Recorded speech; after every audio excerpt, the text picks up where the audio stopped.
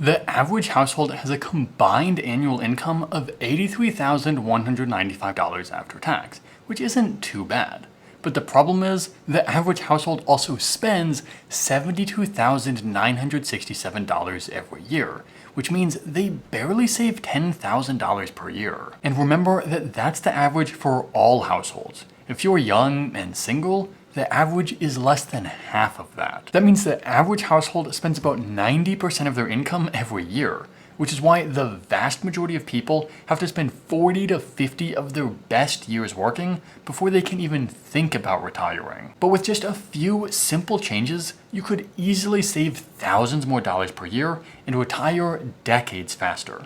And these exact same steps will work for almost anybody. So in the next 10 minutes, I'm going to explain the 5-step system I created that will help you find powerful ways to save money, which I call the S.T.A.R.T plan, how to save an insane amount of money without making yourself miserable, and just as a bonus, a few of the specific tactics that I use that have saved me the most money. At the end, I'll show you how you could use these strategies to save more money than ever and literally retire a decade faster. And if you're wondering why you should listen to me, my name is Charles, and I've been using this YouTube channel to document my journey to financial freedom before I turn 30 years old. And I'm able to do that because over the next year, I'm planning to save about $7,290 per month. That's only possible because I live extremely frugally.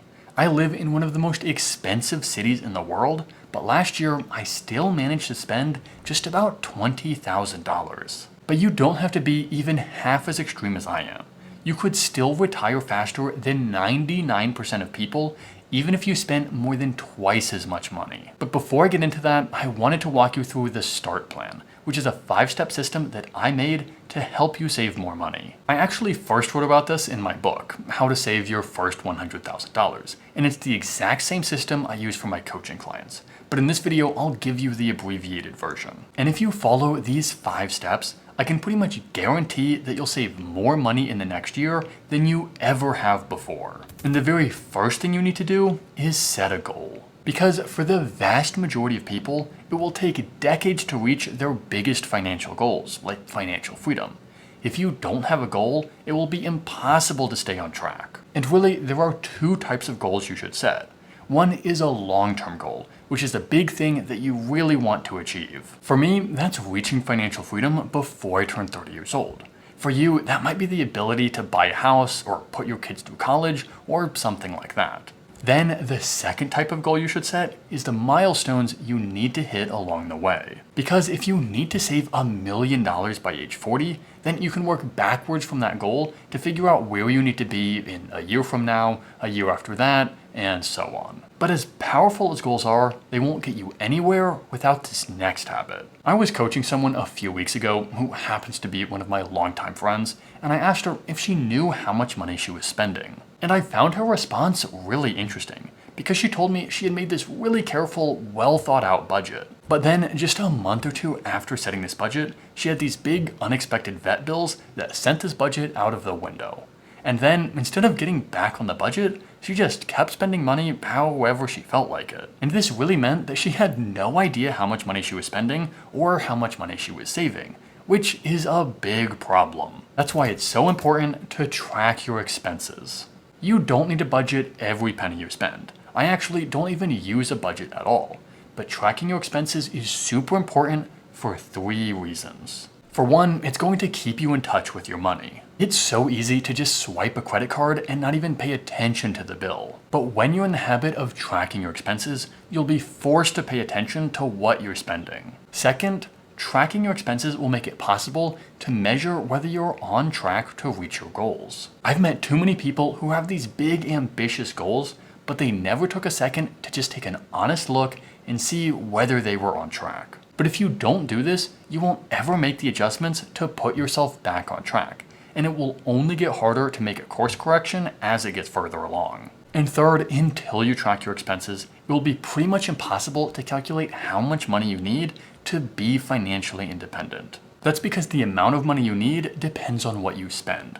So if financial freedom is your goal, you absolutely have to track your expenses. So basically, by tracking your expenses, you'll know how much money you need and how fast you'll get there. And this is actually the third step, awareness. I made this a separate step because as great as tracking your expenses is, it doesn't matter at all if you don't use this data to inform your decision making. It's one thing to write down all of your expenses, but it's another thing to actually look at this data and learn from it. But now, before you make any changes, I want you to do one more thing. At this point, you have a lot of important information, but I want you to ask yourself a few questions. Maybe the most important is, are you already on track? If you're on track to reach your financial goals, then you don't need to make any changes. You're already saving enough.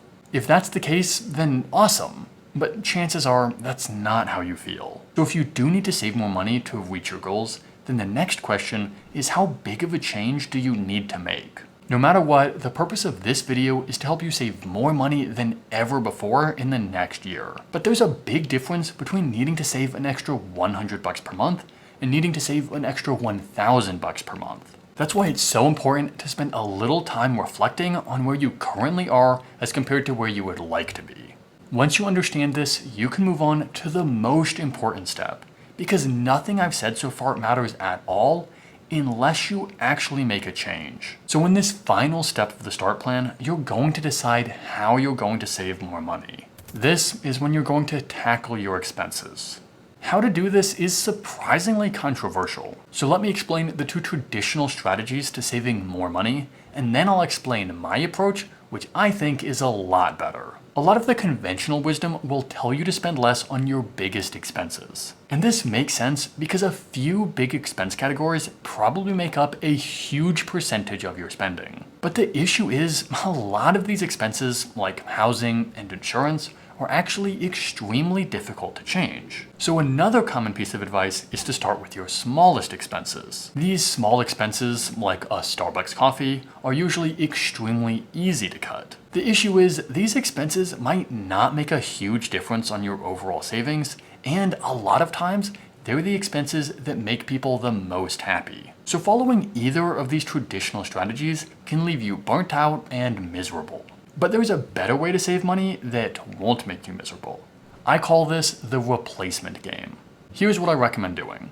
Instead of looking at how big or small an expense is, what I want you to do is look at an expense and think about how easy it is to replace that expense with something a little bit cheaper. For example, your TV subscription might be super easy to replace. Instead of watching TV, you can just watch YouTube. At least for me, YouTube videos are at least as good as TV, but YouTube is basically free. The only cost for watching my videos is that you smash the like and subscribe button. Your phone plan is another great example. Switching your phone plan might only take about 15 minutes, but it could save you hundreds of dollars per year if you switch to a cheaper carrier. So shout out to Mint Mobile, my favorite channel partner, because they make it so easy to save money. Of course, the expense that gets the most attention is a Starbucks coffee. Yes, this expense might only be $7, but brewing your own coffee at home is almost as good for just a fraction of that cost. On the other hand, something like your car or your health insurance might be a very significant expense, but it might be really difficult to find a substantially cheaper option. The specifics will vary depending on your specific situation, but this is a really important point. Saving more money doesn't have to mean depriving yourself. A lot of times, it means finding something that's 90% as good, but that's 50% of the cost. And then all of those savings can go towards reaching your big financial goals, which is totally worth those tiny sacrifices. So before I show you how you could easily reach financial freedom a decade faster, I wanted to show you some of the specific tactics that I'm personally using to save $7,290 per month over the next year. And there are a ton of strategies that I use to save more money, but in this video, I'll focus on the 3 most powerful. But if you do want to see a complete breakdown of my income and expenses, I created a free PDF, which I linked in the video description. The first strategy is the least powerful of the 3, but it's really easy. I save an insane amount of money by food prepping. People think food prep is just for health and fitness fanatics, but it's actually an insanely powerful way to save money. For one, it means you can buy food in bulk. And if you buy the right things, you can easily make a full meal for just a few dollars. And second, it means I pretty much never eat out. I always have a meal that's already ready, so I'm never tempted to get takeout or eat out or anything like that. I literally save more than $4,500 every single year compared to the average American just by doing food prep. The second saving strategy is even more powerful, but you might have to make a few lifestyle adjustments. So here's the thing. When I moved to start my current job, I was extremely picky about where I lived. I wanted to be as close as I could to my office, a grocery store, and my gym. And the reason I was so picky about where I lived is because I didn't want to have to buy a car. I've been living car-free for 2.5 years now, and it is a ridiculously powerful savings hack. Not only did I not have to buy a car, which a lot of people spend $50,000 on, but I also don't have to pay for gasoline, insurance, or maintenance. Altogether, this single decision has already saved me tens of thousands of dollars, and I'm not even 25 yet. But this last saving strategy is by far the most powerful way to save money. And while this has become a little more popular, I'm still shocked at how many people just waste their money instead of using this strategy themselves. Here's the thing. Where I live, the average rent is $3,500 per month. And in that building right behind me, you literally can't find a single apartment for less than $2,500 a month. But I'm managing to spend just $900 on rent, plus about $100 per month on utilities. And that's because instead of getting my own fancy apartment, I decided to keep living with roommates after I graduated college. This single decision saves me $10,000 to $20,000 every year. This is a huge reason I'll be financially free before I turn 30. Sure, it would be nice to have a little more of my own space, but it would be even nicer to not have to work a soul-crushing job for an extra decade, so I'm pretty happy with my decision. And if you used a few of these strategies, you could literally save more money than ever before and retire a decade faster.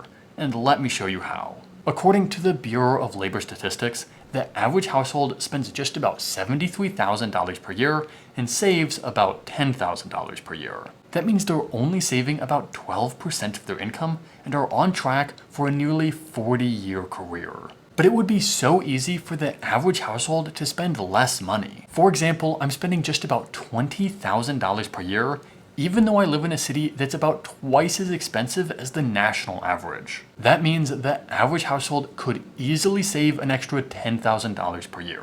Even using just one of the 3 strategies I just talked about might save you that much money by itself. And when you reduce your expenses, 2 things happen.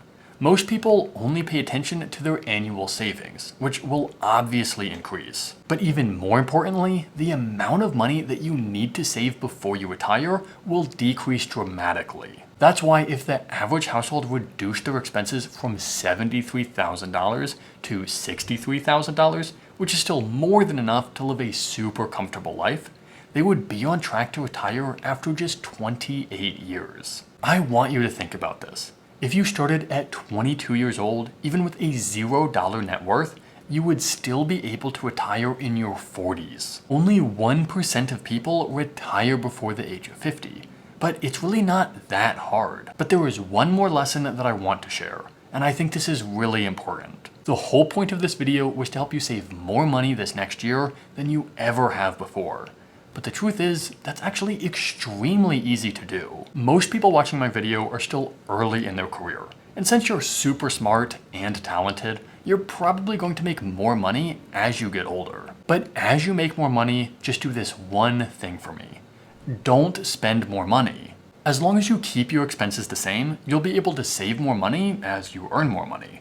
But instead, the vast majority of people let their expenses increase. So even if they save the same amount of money every year, their lifestyle gets more and more expensive, which makes it even harder and harder to reach big financial goals like financial freedom. So here's the very last thing that I want you to do.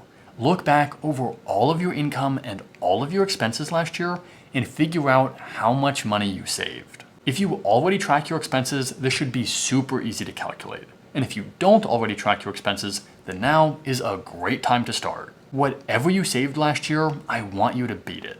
And don't just beat it by $1. I want you to save at a minimum 10% more than you saved last year. Ideally, even more than that. If you do that this year and next year and the year after that, I can pretty much guarantee that you're going to be a lot wealthier. But after setting that goal to save more money, you have to figure out how you're actually going to do it. So that's why I made this video right here, where I'll walk you through a bunch of the strategies that I personally use to save about 80% of my income every year.